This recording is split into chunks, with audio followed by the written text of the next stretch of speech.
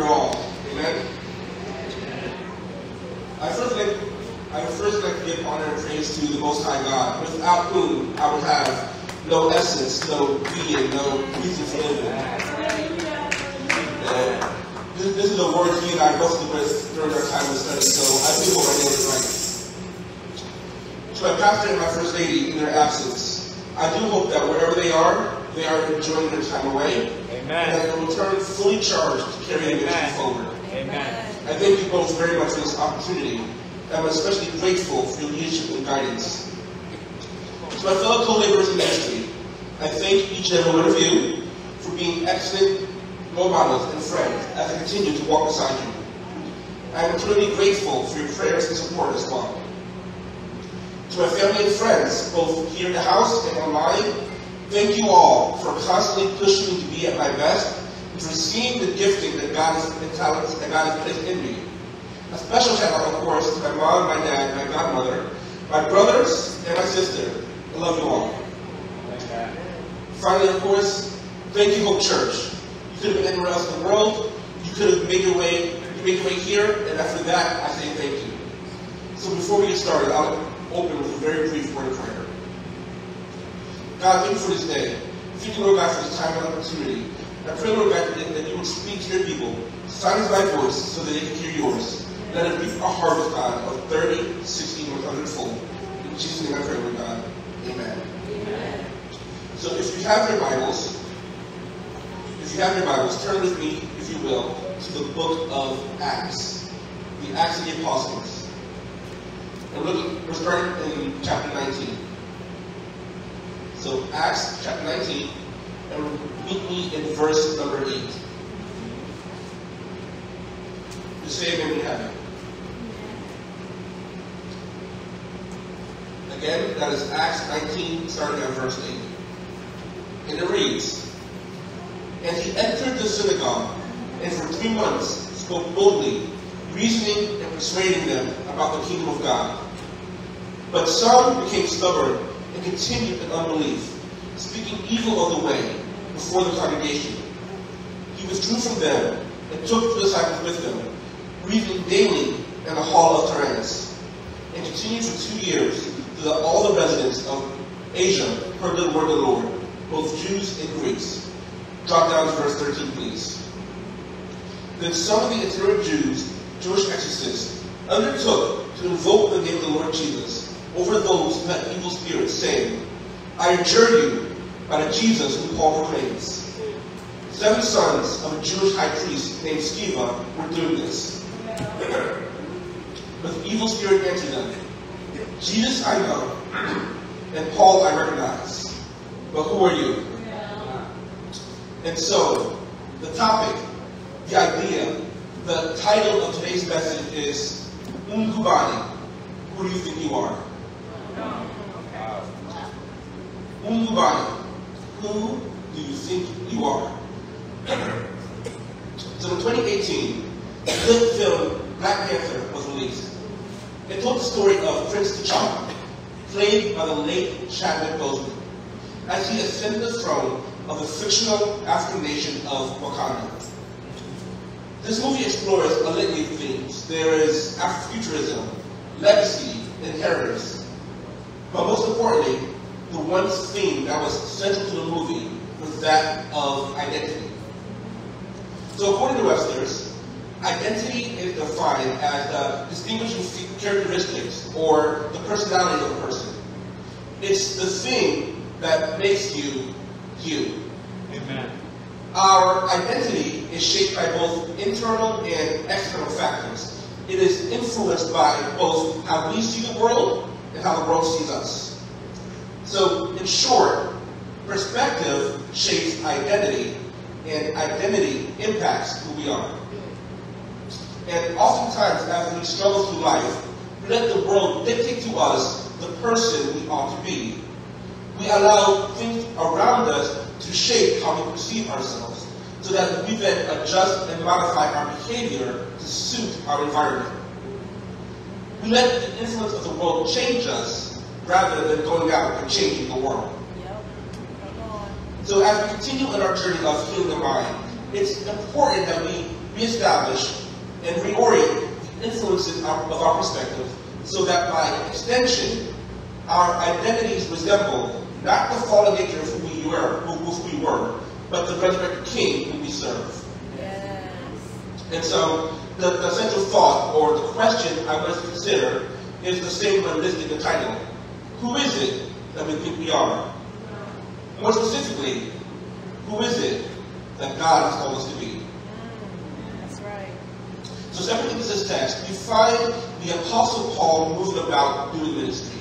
This is an older Paul, a more experienced Paul. This is the great apostle who's been around the block a few times. When we find him, he's embarked out on his third missionary journey, having decided to head out again in order to strengthen and rebuild and revisit the churches that he and his fellow brothers have planted. The first stop on this trip is the city of Ephesus, and it would be to the church here that Paul would eventually pen a letter. By the time Paul arrived, another brother named Apollos had already laid the groundwork. Many of the people there have come to recognize Jesus as Messiah, but have yet to receive the Holy Spirit. Apollos planted the seeds, and now Paul was here to water. Yeah. And so, laying hands on the believers and proceeding to baptize them one after another, the Holy Spirit fell on each of them, totaling a number of 12. Paul then proceeded into the synagogue, where he preached and debated for 3 months. And there he won even more souls for the kingdom. But before deciding to leave, due to the growing and hostile and toxic environment, taking with him the Jews he'd already won, Paul positioned himself to reach even more people as he ministered and taught in a lecture hall named after a man named Tyrannus. And this is where we find Paul at the top of our text. And for 2 years, all people, both Jew and Gentile, have come to hear the word of the Lord through Paul.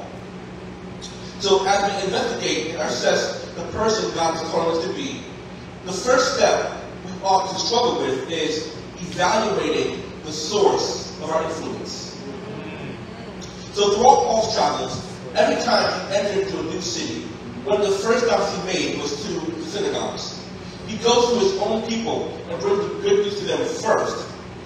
This falls in line exactly with what Jesus taught and how God promised that the children of Israel would be a light to all nations. Paul's purpose in teaching the synagogues was to rally the Jews and to tell them that the one they've been waiting for had already come. And per usual, this would ruffle many feathers. You see, some were drawn to Paul and found true salvation, while others rejected him and chose to stay in their ignorance. For us today, if we really want to have a deeper understanding of who God is calling us to be, we need to first recognize and discern the things that influence and offset our perspectives. See, perspective is the filter by which we see the world. It's the color-tinted shade that impacts how we carry ourselves. Our internal perspective draws its strength from the external pressures of conformity. See, we want to be well-liked and socially accepted, so we'll ultimately modify and tweak our public identity in order to not be excluded. Don't believe me? Let me give you a few examples. The job says we're not supposed to proselytize, so we'll downplay the Jesus talk. Society exhorts immoral and unjust actions, and we decide to stay quiet, not represent what anybody does. Conventional culture outright rejects God, and yet we just shrink back in silence, as if his name is something to be embarrassed by. We have somehow convinced ourselves that the only way our presence is admissible is by not drawing attention to ourselves. The bold identity we ought to have has been masked by worldly sensibility. That's why we are to evaluate the source of our influence and argue within ourselves, why is it that we are so reluctant to stand out? See, when we look at the text in verse 8, Paul's ministry in Ephesus really started to build momentum during the 3 months of preaching in the synagogue. And during that time, he challenged the Jews to take an introspective look at themselves and essentially question everything they thought they knew. You see, the Jewish people people grew up hearing story after story in regards to the Messiah. They knew he was going to be a leader like Moses, a warrior like David. They knew he was going to be a priest that would ultimately restore the true worship to Yahweh. They knew that he was going to be this great liberator who would vanquish their enemies. The Messiah was said to be the one that would return the Jews to the glory days of their independent kingdom. Instead, the message they were brought was that of a mere carpenter's son from a nowhere town who may or may not have done a few magic tricks. Come on. For some, their perceived expectation of who the Messiah was supposed to be did not match the true reality of who he was, and therefore they deemed the gospel as false and that Jesus was not the one. You see, healing our minds will cause us to wrestle with some uncomfortable truth about everything we think we know. And the question then becomes, did God lie about what he said, or did we really misinterpret the truth based on our own understanding? Come on. You see, notice the great expansion to Paul's ministry came after he left the synagogue. Those who heard him and believed had to disassociate with influences that shaped and constructed the reality in order to see the greater picture that God was orchestrating. The Jews had to reevaluate their understanding of Torah, and the Gentiles needed to re-examine their stance on polytheism. Both groups had separate and cherished traditions when it came to interacting with the divine. However, because of Paul, they were then unified and identified through Jesus. So when it comes to evaluating the source of our influence as it pertains to our identity, ask yourself, what beliefs do I hold dear? And do they hinder the new life that God is calling you to? So picking up in the text at verse 13, we see that God is leading and moving through Paul. The anointing on him so potent that even his sweat rags are casting out demons and killing people. This served, of course, as a visual confirmation that the ministry of Paul is legitimate. And the overall work of Paul served as both a challenge and an inspiration to other spiritual workers active in and around Ephesus. One such group who attempted to co-opt and replicate the power of Paul were the 7 sons of a man named Sceva. These guys were exorcists by trade, and their father was a priest. They attempted to banish a demon using the terminology and practices they were familiar with, and as an added bonus, create congenital ties with a person they knew little to nothing about. In short, they based their identity on the self-perceived, self-constructed, self-identified notion of who they ought to be, rather than rely on the true power behind the name they thought they knew. And so, for us today, as we contemplate who God is calling us to be, it's important that we let go of presumed assumptions. The world we live in today is one that's constantly evolving. In just the last few months, we've seen the absolute perversion of power. A system built on the promises of equality and fairness have been hijacked and weaponized to target the poor and the marginalized. Not only that, but some of the ones pushing this narrative forward are claiming to be followers of the way.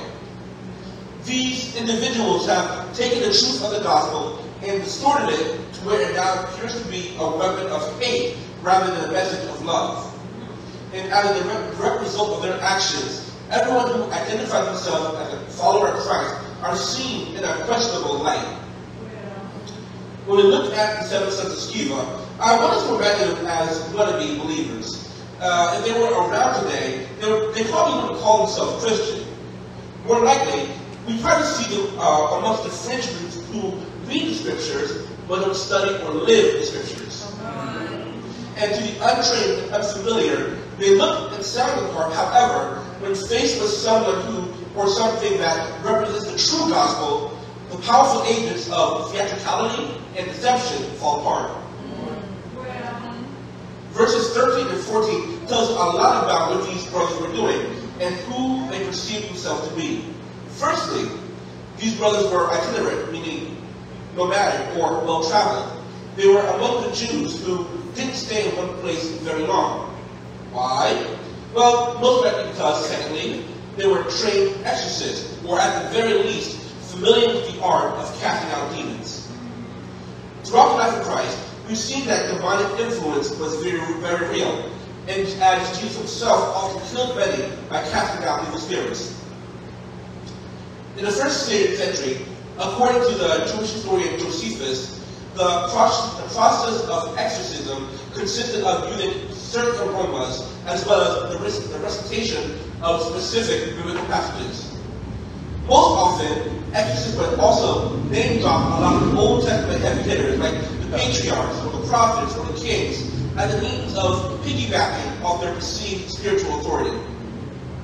The sons of Sceva likely mimicked the same practice and tacked on the name of Jesus to Paul. They confronted this demon with borrowed jurisdiction and congenital ties.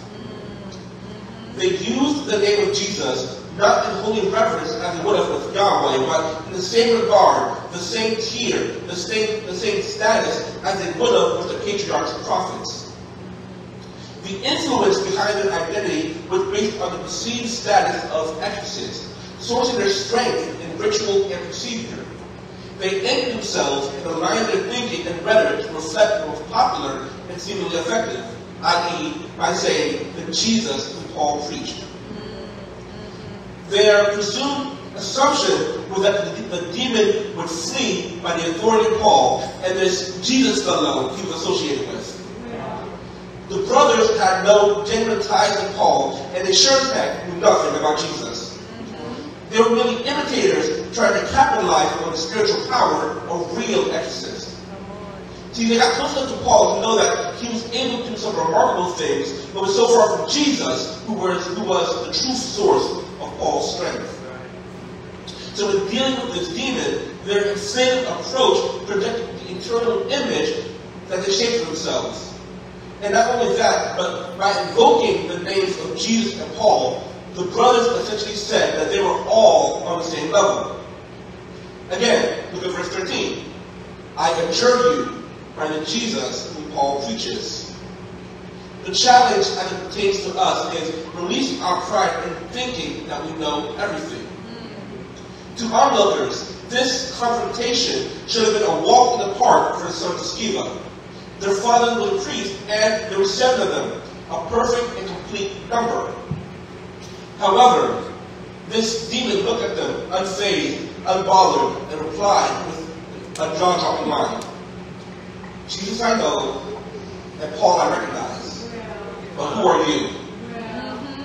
By failing to let go of their presumed assumption, the brothers did not know that the only tool they needed was a relationship with Jesus. The true power was not just a knowledge of his name, but having a genuine connection to him. And so for us today, we need to solidify ourselves the truth of the gospel. We can't just be tangential Christians, clinging to the faith and prayers of our ancestors. See, generational faith will only carry us so far. Eventually, we need to make a choice for ourselves. Real recognizes real. So letting go of assumptions isn't about learning new things or completely forgetting the old. It's about unlearning the lies that have been misshapen our identity. So in the closing portion of this text, picking up about verse 15, the demon said, right, Jesus I know, and Paul I recognize, but who are you? The response of the demoniac was not what these PKs were expected, striking them right between the eyes. The demon called their bluff and wasn't fazed by their ritualistic approach. The only thing that registered was the name of Jesus and the mention of Paul.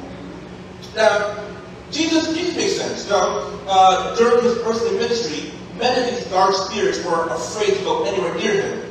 They were often forcibly dragged by their host body or the family through the one they possessed. Jesus often forbade these spirits to speak, very rarely engaged in dialogue with them before he cast them out.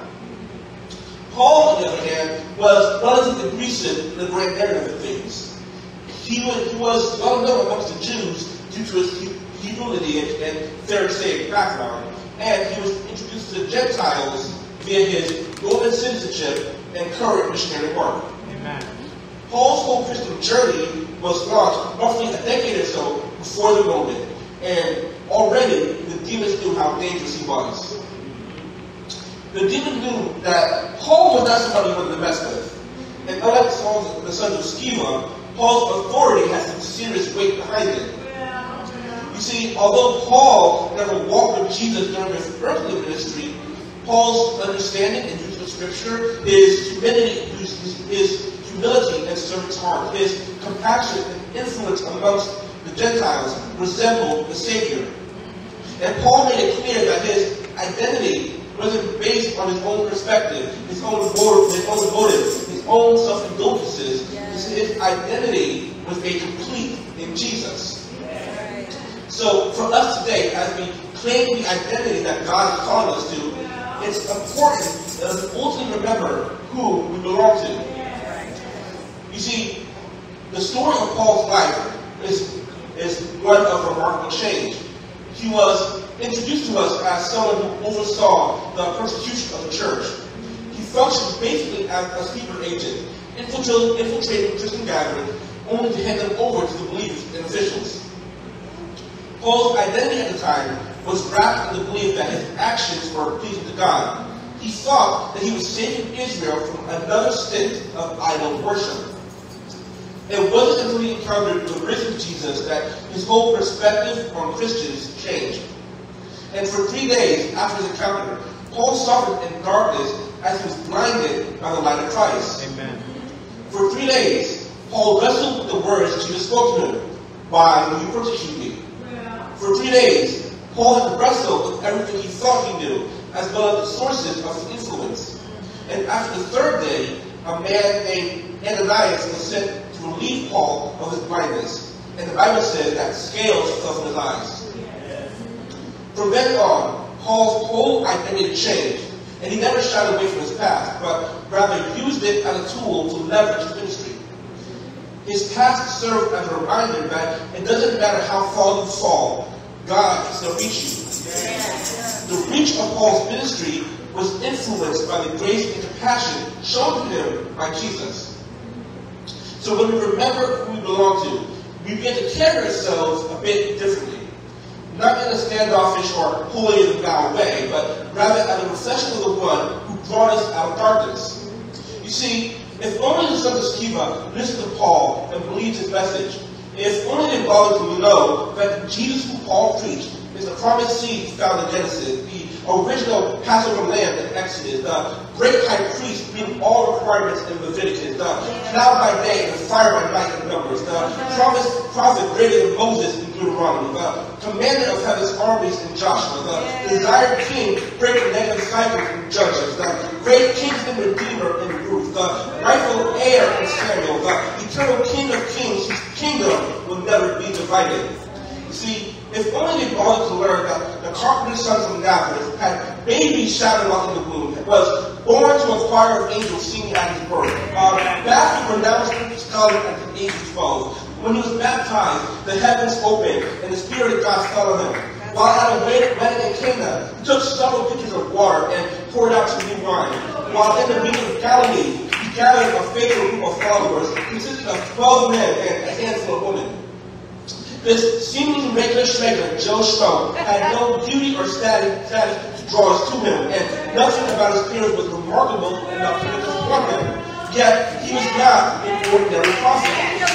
He opened blind eyes, unstopped deaf ears, cleansed lepers, fed thousands with scraps of food, calmed storms with a single command, walked on water like it was nothing, and called the dead back to life. He died on a Friday, but rose early on a Sunday midnight. As the sons of Sceva, knowing the Jesus whom Paul preached, the demon would not have asked who they were. Instead, they would have already known. So just for our sake, let me pause right here and remind us of who the Bible says we are. We are the children born of the incorruptible seed of God's Word, forgiven of all our sins and iniquities, and temples where the Holy Spirit lives. We are redeemed from the curse of the law and delivered from the power of darkness, holy and without blame before God. We are dead to sin, More than conquerors, co-heirs with Christ, sealed with the Holy Spirit, free from condemnation, reconciled to God, and triumphant in Christ. Yes. We can do all things through Christ who strengthens us. Yes. We have the peace of God which transcends all understanding.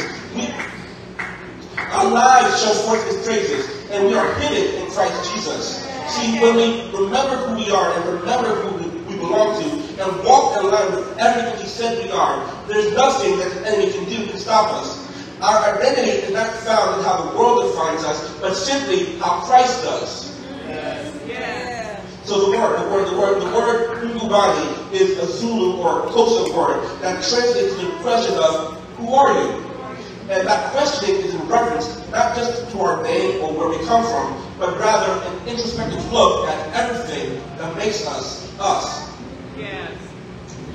So when it comes to answering the question of who it is that God called us to be, it's important that we reflect on evaluating the sources, our influences.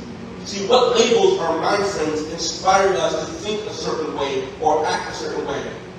If it doesn't line up with Christ, then we need to put it aside and follow after Him. We need to be willing to put aside everything we think we know. Whatever our presumed expectations or assumptions are should be turned away so that we can receive all that God has for us. And we need to remember who we belong to. We have to constantly remind ourselves of the high price of our salvation. It might have been a free gift to us, but Him, it cost everything. Yes. So the concluding thought is this. We are who we are, all because of who He called us to be. So let me ask you, Ngubani, who do you think you are? Amen?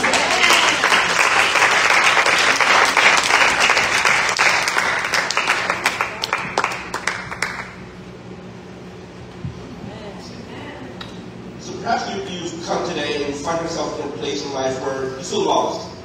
You don't know who you are in Christ, but you desire to know Him.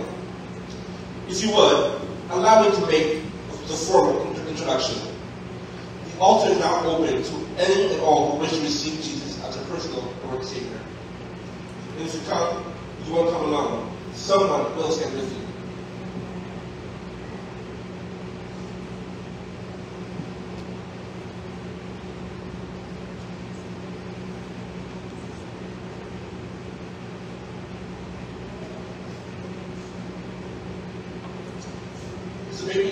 So maybe you already know Jesus, but you don't have a place to call home. I know a place. Pastor's a good dude. The worship team is phenomenal, and there's a strong family vibe. Yeah. Amen. If you'd like to become a member of Hope Church, the altar is now open. I swear, don't bite, and we would love to have you.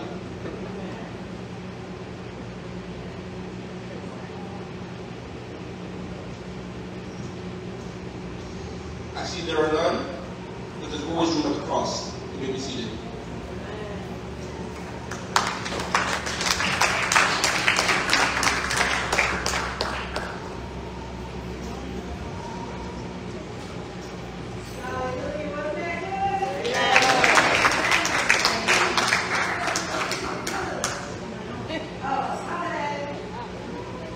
Y'all know I'm gonna go loud anyway.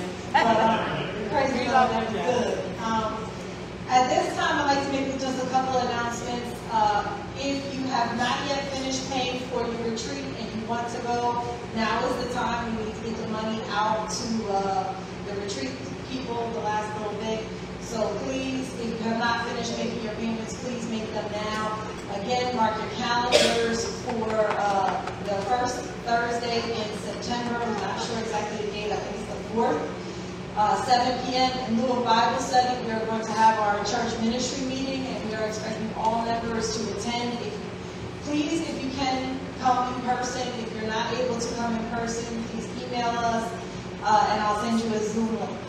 Additionally, please make sure we're all in the building. We're going to have a guest preacher next week, so please make sure you're here for that.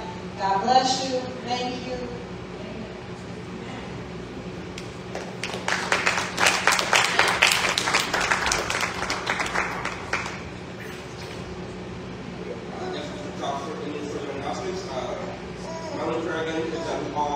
Know who we are in Christ Jesus. Amen? Amen. So